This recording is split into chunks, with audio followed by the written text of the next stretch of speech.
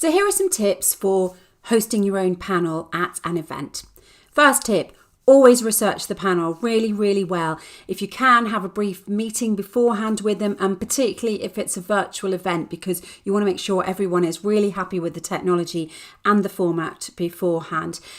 What you're finding out from each contributor, each panel guest, is what is the hot issue for them on the topic that you're going to be discussing. You want to find out where they've got the interesting points to make so that you'll know who to address the appropriate questions to during the panel.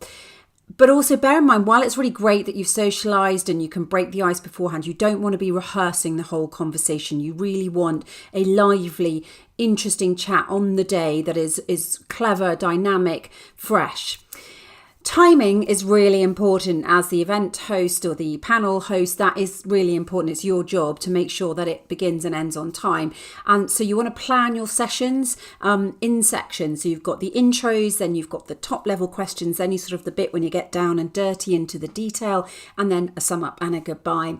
So time is of the essence. So you don't want to let people introduce themselves. That way madness lies and they can go on for too long. You want really quick, pithy introductions for each of the attendees that is relevant to the discussion. 3 lines per person, absolute max. Please don't quote their whole CVs. And their bios are going to be in the programme anyway. At an in-person event, I really want to encourage that you sit in with the panel. I've seen them where people are sort of at some distance on the other side of the stage directing questions at them, and I don't think that works. You're part of the conversation, so join in, sit with them. Your job is about really encouraging a great conversation. You want to keep the energy high, you want to keep all the participants involved and saying things. So you need to be firm and make sure it's not dominated by any one panelist. So you need to have planned a few polite little phrases or expressions or ways to sort of stop the windbags and encourage more from the people who are a little bit more introverted.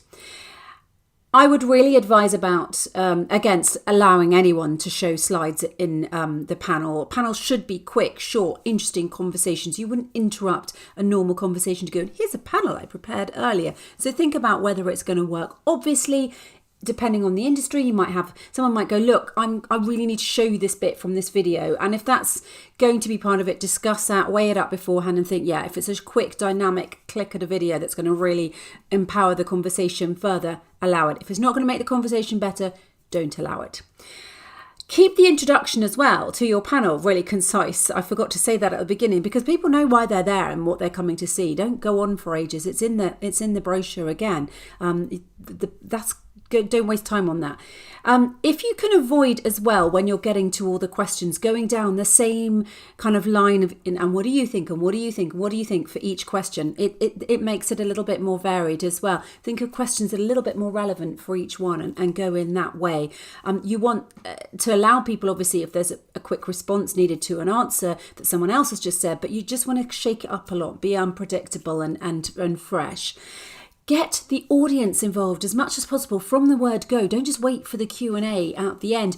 You can ask people for questions in the virtual chat. You can get people to share their reactions and what they're interested in via a poll. If you're at the in-person event, ask for a show of hands, ask for verbal things like, can I get a big yay for this or a boo for that? Just to kind of gauge responses, get people involved, keep them included as much as you can throughout. If you've had a really great response from a panelist and you can hear in the audience that people were interested in that, that's the time to direct the same question potentially at the audience.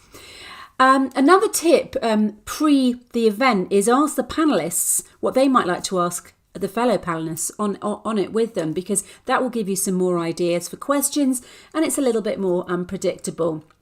And when it comes to the end, when we tend to ask for a closing thought, it can lead to quite a long-winded repetition of the conversation by some of the panelists. So make sure you ask them for just one line to sum it up, and maybe suggest before the event that you will be doing that so that they've got time to think of it. It doesn't just hit them going, oh, I didn't think of one. So that will keep it speedy. And also you could just go and do away with that and go, okay, assuming we solved this problem, I just want to leave finding out what would be the next issue that you want to fight for or the next thing that you're most excited by.